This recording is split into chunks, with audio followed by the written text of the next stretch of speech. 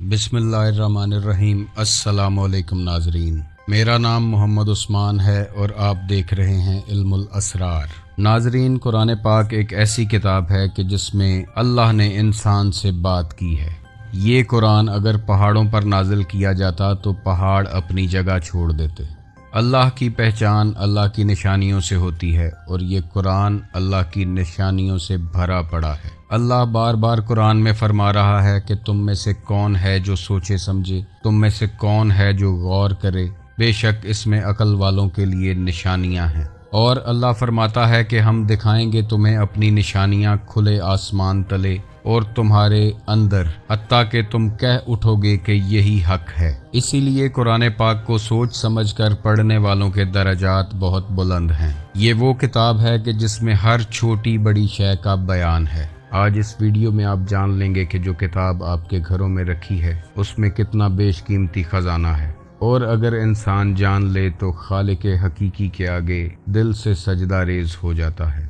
आप ये जानकर हैरान हो जाएंगे कि मुख्तलिफ धातें जो हम ज़मीन पर इस्तेमाल करते हैं वो ज़मीन की पैदावार नहीं हैं, बल्कि वो किसी दूसरे प्लैनेट से आई हैं। जैसे कि लोहा, जो लाखों साल पहले किसी मीटियोर के ज़रिए ज़मीन पर आया था। साइंस ने ये फैक्ट आज डिस्कवर किया है, मगर कुरान पाक में इसका बयान 1400 साल पहले कर दिया गया था। सूरह हदीद की आयत नंबर 25 में अल्लाह फरमाता है, और हमने लोहा उतारा, इसमें सख्त लड़ाई का सामान है और लोगों के लिए फ़ायदे हैं। ये बात जानकर आप मज़ीद हैरान होंगे कि रोज़मर्रा ज़िंदगी में हम जो पानी इस्तेमाल करते हैं वो भी इस ज़मीन की पैदावार नहीं है, बल्कि लाखों साल पहले इस ज़मीन पर उतारा गया था। साइंस ने आज जियोकेमिकल स्टडीज़ के ज़रिए इस बात का पता चला लिया है, मगर कुरान पाक ने ये बात 1400 साल पहले इंसान को बता दी थी। सूरह अल मोमिनून आयत नंबर 118 में अल्लाह फरमाता है, और हमने आसमान से एक अंदाजे के साथ पानी उतारा, फिर इसे ज़मीन में ठहराया, और बेशक हम इसे ले जाने पर कादिर हैं। नाजरीन, ये बात आप बिल्कुल जानते हैं कि इंसान की उंगलियों के फिंगरप्रिंट्स इंसान की बॉडी का सबसे कॉम्प्लिकेटेड और यूनिक पार्ट हैं। किसी एक इंसान के फिंगरप्रिंट दूसरे इंसान से मैच नहीं करते। यही फिंगरप्रिंट्स इंसान की आइडेंटिटी का एक हिस्सा है, जिससे किसी भी इंसान की शनाख्त बआसानी की जा सकती है। इस बात का अंदाज़ा साइंस ने कुछ अरसा पहले ही लगाया, मगर अल्लाह ने ये बात कुरान पाक में 1400 साल पहले बयान फरमा दी थी। सूरह क़यामा की आयत नंबर 4 में अल्लाह फरमाता है, क्यों नहीं हम इस बात पर कादिर हैं कि इसकी उंगलियों के पोरों तक को ठीक कर दें।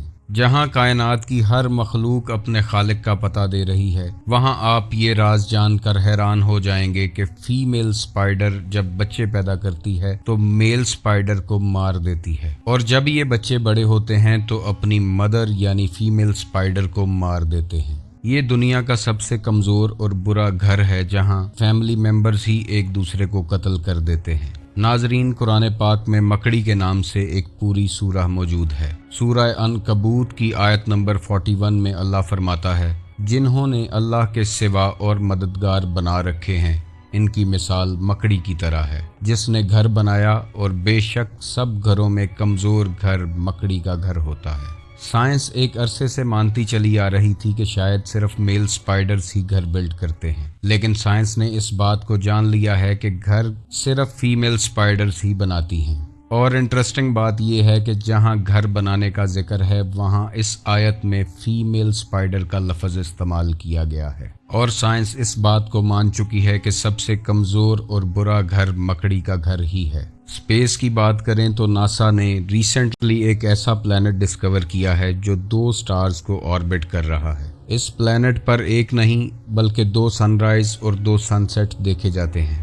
इस प्लैनेट का नाम साइंस ने केपलर 16b रखा है। इस प्लैनेट की डिस्कवरी 2011 में की गई, मगर इसका बयान कुरान पाक में 1400 साल पहले दर्ज कर दिया गया था। इस प्लैनेट पर जैसा कि 2 मशरिकैन और 2 मगरिबैन देखी जा सकती हैं, कुरान पाक की सूरह मारज में इसका बयान है। तो मुझे तमाम मशरिकों और तमाम मगरिबों के रब की कसम, बेशक हम ज़रूर कादिर हैं। आगे आने वाली इन्फॉर्मेशन आपको मज़ीद हैरत की तरफ ले जाएगी। उससे पहले हमारे चैनल को सब्सक्राइब कीजिएगा, वीडियो को लाइक कीजिएगा, शेयर कीजिएगा, ताकि हमारा आपके साथ राब्ता बना रहे। नाजरीन, सूरज जो हमारे इस सोलर सिस्टम का सेंटर ऑफ ग्रेविटी है और ज़मीन पर तवानाई का सबसे बड़ा सोर्स है। सूरज से रिलेटेड ये इन्फॉर्मेशन आपको हैरान कर देगी। सूरज में 92% हाइड्रोजन और 8% हीलियम होती है।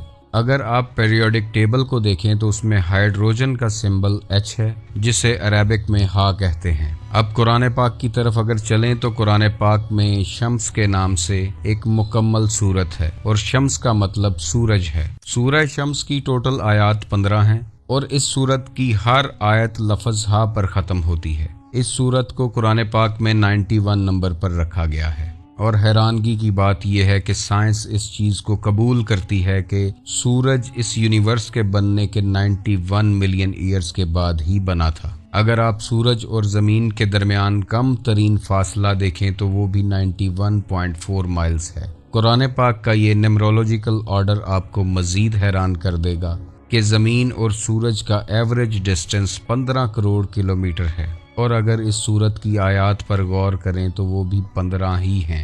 और मज़ीद हैरानगी की बात यह है कि सूरज की कोर का टेम्परेचर भी 15 मिलियन सेल्सियस ही है, जितनी इस सूरत की आयात हैं। दोबारा स्पेस की बात करें तो जब एस्ट्रोनॉट स्पेस में जाते हैं तो उनकी आंखों की विजन ब्लर हो जाती है, यानी वो ज्यादा गहराई में नहीं देख पाते और वहां इनकी नजर ज्यादा डेप्थ परसीव नहीं कर सकती, क्योंकि एस्ट्रोनॉट्स की आंखों को स्पेस अफेक्ट करती है। साइंस ने ये बात आज दरियाफ्त की है, जबकि कुरान पाक में इसका बयान 1400 साल पहले लिखा गया था। सूरह हिजर की आयत नंबर 14 और 15 पर गौर करें तो अल्लाह फरमाता है, और अगर हम इनके लिए आसमान में कोई दरवाज़ा खोल देते ताकि दिन के वक़्त इसमें चढ़ जाते, फिर भी वो यही कहते कि हमारी निगाहों को बंद कर दिया गया है, बल्कि हम ऐसी कौम हैं जिन पर जादू किया हो।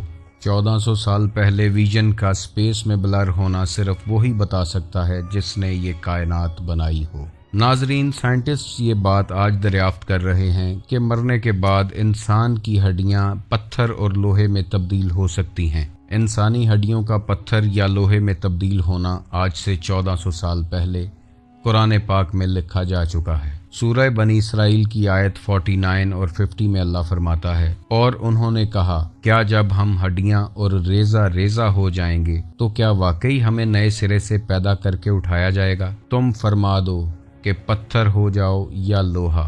आज से 1400 साल पहले ये इन्फॉर्मेशन वही दे सकता है जो इस कायनात का खालिक अकबर है। नाजरीन, ये इन्फॉर्मेशन आपको मज़ीद हैरान करने वाली है।